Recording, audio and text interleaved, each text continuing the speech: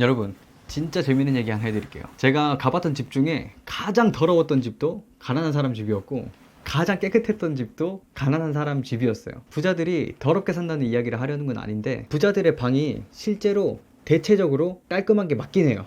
하지만 모든 부자가 다 집을 엄청 깨끗하게 청소하지는 않는다는 거, 청소를 하는 목적 자체가 일반 사람들하고 조금 달라요. 오늘은 아무도 말해주지 않는 부자들이 청소를 하는 진짜 이유에 대해서 한번 말씀을 드려볼게요. 사람들은 보통 부자가 청소를 하는 것에 대해서 이렇게 말하곤 하죠. 뇌가 정리되지 않은 것을 보면 스트레스 호르몬이 나온다. 그래서 스트레스 받는 환경을 벗어나야 된다.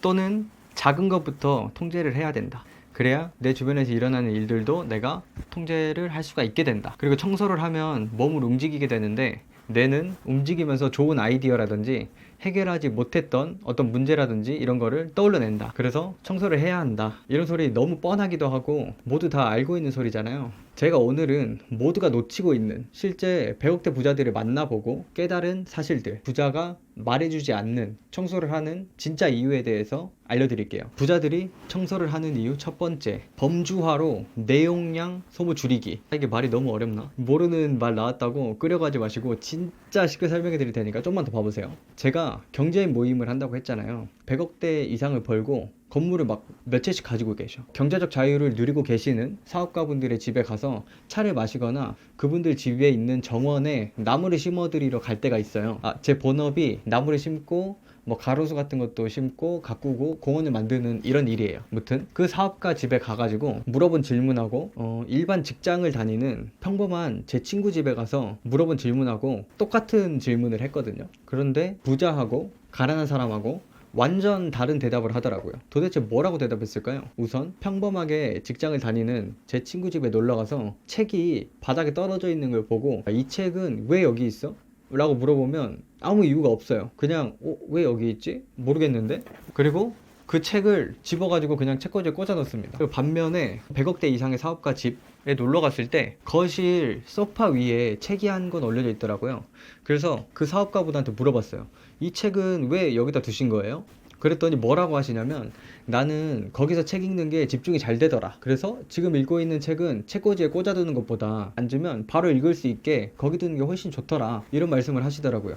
무슨 차이인지 혹시 아시겠나요? 부자랑 가난한 사람의 사고 차이가 여기서 생기는 거예요. 가난한 사람들은 머릿속이 산만하고 정리가 잘 안 돼 있고 비효율이 엄청 가득 차 있거든요. 그래서 집안에서도 아무 이유 없이 여기저기 흩어져 있는 물건들이 많다는 거죠. 제가 또 다른 사장님의 사무실에 놀러 갔을 때 일인데, 이 사장님도 엄청 부자시거든요. 특허 관련 공법이 있으셔가지고 그 분야에 거의 반독점이세요. 아무튼 이 사장님의 사장실에 들어가 보면 사무실 책상에 막 서류들이 엄청 쌓여 있어. 책들이랑 이렇게 막 좌우에 쌓여 있는 거예요. 그래서 제가 보기에는 그게 엄청 더러워 보였거든요. 그래서 사장님한테 이런 거를 물어본 적이 있어요. 사장님, 근데 서류를 왜 책상에 이렇게 쌓아두세요? 그러니까 그 사장님 하는 말씀이, 나는 그 서류들 위치를 다 기억하고 그 위치에 그대로 있는 게 너무 편하다. 그리고 그게 내 나름대로 효율적으로 분류를 해가지고 쌓아둔 거라서 일어서서 서류함에 가서 서류를 빼고 이렇게 검토를 하는 것보다 그냥 책상에 쌓아두고 바로바로 처리할 수 있는 일들을 처리하는 게 훨씬 좋다. 이런 말씀을 하시더라고요.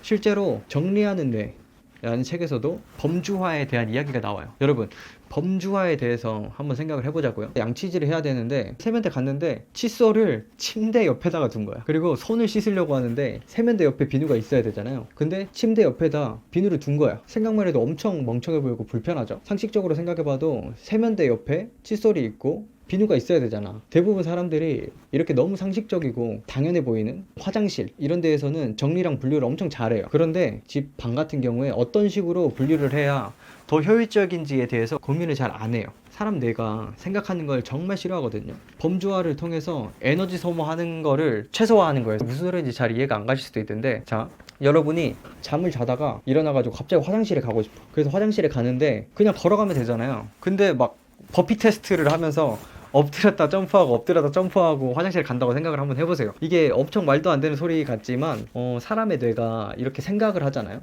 그러면 쓸데없는 에너지 소모를 엄청 많이 한다고 판단을 해요. 왜냐면 뇌가 어떤 생각을 하는 게 에너지 소모가 실제로 많이 되거든요.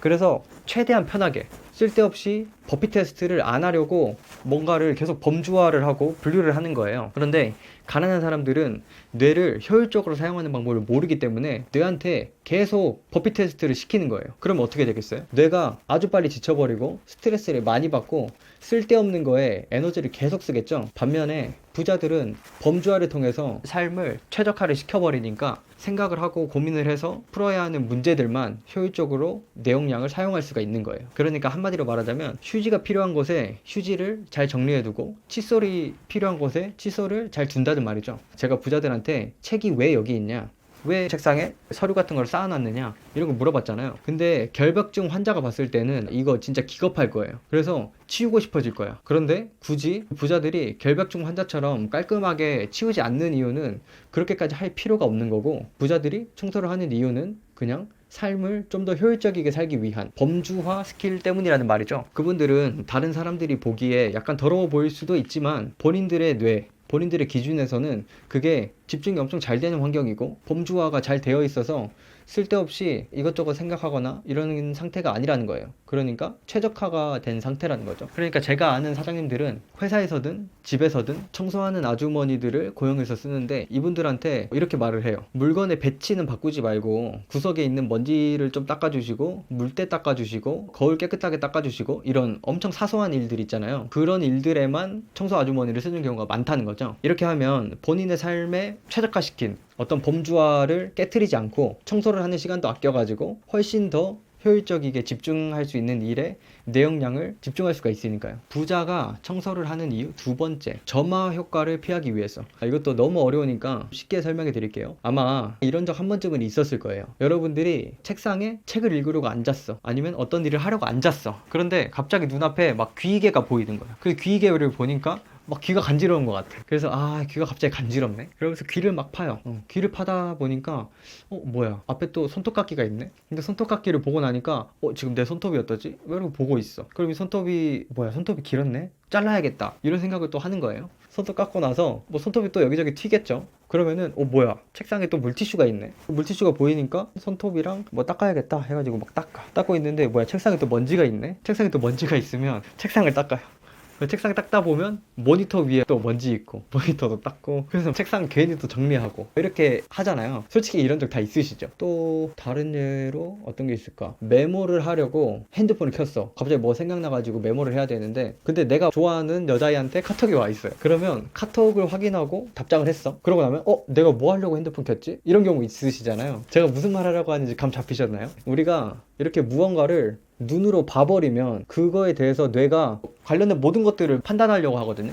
그래서 손톱깎이를 보면은 손톱깎이에 대한 생각이 막 기억 속에서 계속 튀어나오는 거야. 이런 식으로 무언가를 보고 그것과 관련된 어떤 기억들, 이런 게 떠오르는 거를 점화 효과라고 표현해요. 점화 효과라는 개념은 노벨 경제학상을 받은 최초의 심리학자 데니얼 카너먼의 저서 생각에 관한 생각이라는 책에서 나오는 개념인데, 우리가 알게 모르게 눈에 들어오는 무언가를 딱 보면 거기서부터 뇌에 저장되어 있는 연관된 기억들이 막 쏟아져 나오는 거죠. 그리고 이 점화 효과가 내가 하려고 했던 것들을 머릿속에서 막 밀어내고 집중력을 흐트러뜨리기도 해요. 뭔가 눈에 보이면 바로 다른 생각이 들어버리니까, 내 의지랑 상관없이. 아까 위에서 말한 거랑 비슷하게 뭔가 내가 하려고 하는 일들하고는 다른 어떤 물건들이 보여버리면 결국 점화 효과 때문에 집중력이 완전 떨어진다는 거예요. 제가 아는 부자들은 모두 다 한 명도 빠짐없이 무균실이라고 하는 방을 가지고 있거든요. 이 무균실이 뭐냐면 저 같은 경우도 가지고 있는데, 저는 그 방에 들어가면 무조건 유튜브 대본을 쓰고 책을 읽고 뭐 생각만 하는 이런 방이 있어요. 거기는 핸드폰도 가지고 들어가지도 않고요. 그리고 또 지금처럼 그냥 들어가기만 하면 바로 카메라를 켜고 촬영을 할 수 있는 장소도 있고요. 이런 방들을 만들어 놓는 이유 뭔지 이제 아시겠죠? 만약 무균실에 스마트폰이 있다면 어떻게 될까요? 책을 읽으려고 앉았다가도 집중력이 안 좋은 사람들은 책 읽다가 갑자기 또 핸드폰이 보고 싶어지는 거예요. 왜냐면 옆에 있으니까, 눈에 보이니까. 부자들은 이렇게 멀티태스킹을 하고 어떤 작업을 하다가 다른 작업으로 갑자기 전환이 될 때 내용량 소모가 엄청 크다는 걸 무의식적으로 알기 때문에 의도적으로 청소를 하고 정리를 해서 점화 효과를 막는 거예요.